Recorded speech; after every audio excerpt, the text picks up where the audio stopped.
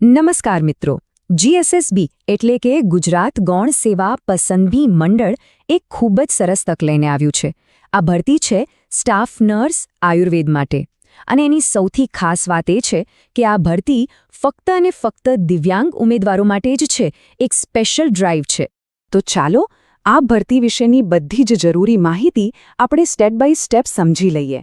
આપણે એની મુખ્ય વિગતોથી શરૂ કરીને લાયકાત, તારીખો, પગાર, પસંદગી પ્રક્રિયા અને છેલ્લે અરજી કેવી રીતે કરવી એ બધું જ કવર કરીશું. ચાલો ત્યારે શરૂઆત કરીએ. સૌથી પહેલાં આ ભરતીની જે હાઇલાઇટ્સ છે, જે મુખ્ય વિગતો છે, એના પર એક નજર નાખી લઈએ. સારું, તો જુઓ, આ ભરતી આરોગ્ય અને પરિવાર કલ્યાણ વિભાગ અંતર્ગત છે. પોસ્ટ છે સ્ટાફ નર્સ આયુર્વેદ ક્લાસ 3ની. કુલ 10 જગ્યાઓ છે અને ફરીથી યાદ કરાવું કે આ બધી જ જગ્યાઓ માત્ર દિવ્યાંગ ઉમેદવારો માટે જ છે. અને હા, સૌથી અગત્યની વાત, અરજી કરવાની છેલ્લી તારીખ છે 12 માર્ચ 2026. આ તારીખ ખાસ નોંધી લેજો. ઓકે, તો હવે વાત કરીએ સૌથી મહત્વના સવાલની કે આ પોસ્ટ માટે કોણ અરજી કરી શકે છે. મતલબ કે એના માટે લાયકાતના માપદંડ શું રાખવામાં આવ્યા છે. ચાલો એને જરા વિગતવાર સમજીએ. શૈક્ષણિક લાયકાતમાં સૌથી પહેલી અને ફરજિયાત શરત એ છે કે ઉમેદવાર પાસે ગુજરાત આયુર્વેદિક નર્સિંગ ફેકલ્ટી દ્વારા માન્ય આયુર્વેદિક નર્સિંગ કોર્સનો ડિપ્લોમા હોવો જોઈએ. બીજું, Gujarat board of Ayurvedic and Unani system of મેડિસિનમાં એમનું રજિસ્ટ્રેશન થયેલું હોવું જોઈએ. આ સિવાય કોમ્પ્યુટરનું બેઝિક નોલેજ અને ગુજરાતી અથવા હિન્દી ભાષાનું સારું જ્ઞાન પણ જરૂરી છે. હવે વાત કરીએ ઉંમરની. તો એક વાત સ્પષ્ટ સમજી લેજો કે અરજી કરવાની છેલ્લી તારીખે એટલે કે 12 માર્ચ 2026ના રોજ કોઈપણ ઉમેદવારની ઉંમર 45 વર્ષથી વધુ ન હોવી જોઈએ.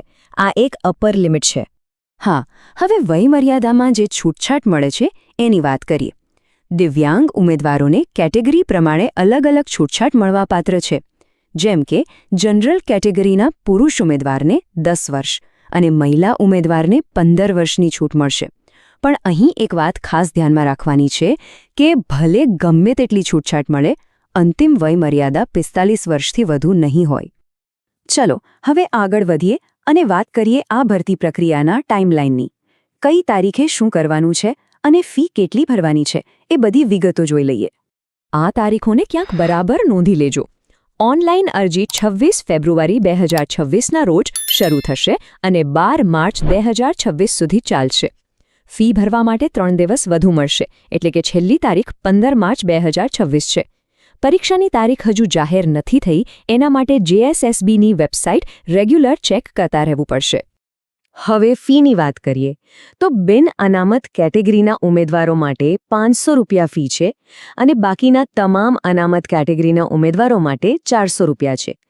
પણ અહીં એક બહુ જ સારી વાત એ છે કે જે કોઈ પણ ઉમેદવાર પરીક્ષા આપવા જશે એમને આ ફી પૂરેપૂરી પાછી મળી જશે, એટલે કે રિફંડ કરી દેવામાં આવશે. સારું, કોઈ પણ નોકરી માટે અરજી કરીએ ત્યારે પગાર કેટલો મળશે અને કામ શું કરવાનું રહેશે એ જાણવું ખૂબ જ જરૂરી હોય છે. તો ચાલો હવે એના પર વાત કરીએ. પગારની વાત કરીએ તો શરૂઆતના 5 વર્ષ માટે દર મહિને ફિક્સ પગાર મળશે, જે છે 40,800 રૂપિયા. 5 વર્ષની સેવા સંતોષકારક રીતે પૂરી કર્યા પછી પે લેવલ 5ના સ્કેલમાં નિયમિત નિમણૂક મળશે, જેનો સ્કેલ 29,200 થી 92,300 રૂપિયાનો છે. અને હા, એ પણ ધ્યાનમાં રાખજો કે આ પોસ્ટ ટ્રાન્સફરેબલ છે, એટલે કે ગુજરાતમાં ગમે ત્યાં પોસ્ટિંગ મળી શકે છે. ચાલો હવે આવીએ સૌથી મહત્વના અને નિર્ણાયક તબક્કા પર કે સિલેક્શન કેવી રીતે થશે, પરીક્ષાનું માળખું કેવું હશે અને શું વાંચવાનું રહેશે. તો જુઓ, પસંદગી એક લેખિત પરીક્ષાના આધારે થશે, જેમાં બધા પ્રશ્નો MCQ પ્રકારના હશે. પેપરના 2 ભાગ હશે. પાર્ટ એમાં જનરલ નોલેજને લગતા વિષયો આવશે, જેના 90 માર્ક્સ હશે. અને પાર્ટ બી તમારા પોતાનો વિષય એટલે કે આયુર્વેદિક નર્સિંગને લગતો હશે, જેના 120 માર્ક્સ હશે. આમ કુલ 210 માર્ક્સનું પેપર રહેશે. પરીક્ષાના 2 નિયમો ખાસ યાદ રાખજો. પહેલું કે પેપર લખવા માટે પૂરા 3 કલાક એટલે કે 180 મિનિટનો સમય મળશે. અને બીજું, જે ખૂબ જ અગત્યનું છે, કે અહીં નેગેટિવ માર્કિંગ છે.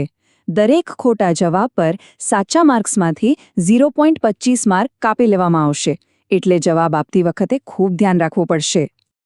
ચાલો હવે આપણે છેલ્લો પણ ખૂબ જ અગત્યનો મુદ્દો સમજી લઈએ. અરજી કરવાની આખી પ્રોસેસ શું છે? સ્ટેપ બાય સ્ટેપ ગાઈડ જોઈ લઈએ, જેથી કોઈ ભૂલ ન થાય. એક વાત મગજમાં બરાબર ફિટ કરી લેજો કે અરજી ફક્ત અને ફક્ત ઓનલાઈન જ કરવાની છે, અને એ પણ ઓજેઆસની ઓફિશિયલ વેબસાઇટ ojas.gujarat.govin.in પરથી જ. બીજે ક્યાંયથી પણ અરજી નહીં કરી શકાય. પ્રોસેસ એકદમ સિમ્પલ છે. સૌથી પહેલાં ઓજાસની વેબસાઇટ ખોલો. ત્યાં એપ્લાય ઓનલાઈન પર ક્લિક કરીને GSSSB અને પછી આપણો જાહેરાત નંબર સિલેક્ટ કરો. બધી વિગતો ધ્યાનથી ભર્યા પછી ફોટો અને સહી અપલોડ કરવાના રહેશે. પછી એપ્લિકેશન કન્ફર્મ કરશો એટલે એક કન્ફર્મેશન નંબર મળશે, એને ખાસ સાચવીને રાખજો.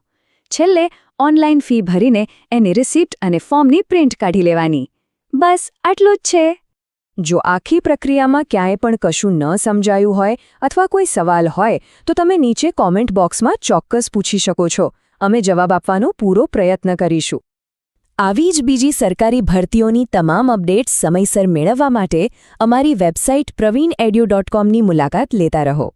અને હા, ઇન્સ્ટન્ટ અપડેટ્સ માટે અમારા ટેલિગ્રામ અને વોટ્સએપ ગ્રુપ્સમાં પણ જરૂર જોડાઓ. જો આ માહિતી તમને ઉપયોગી લાગી હોય તો આને લાઇક અને શેર કરજો, અને અમારી ચેનલને સબસ્ક્રાઇબ કરવાનું બિલકુલ ન ભૂલતા. ખૂબ ખૂબ આભાર.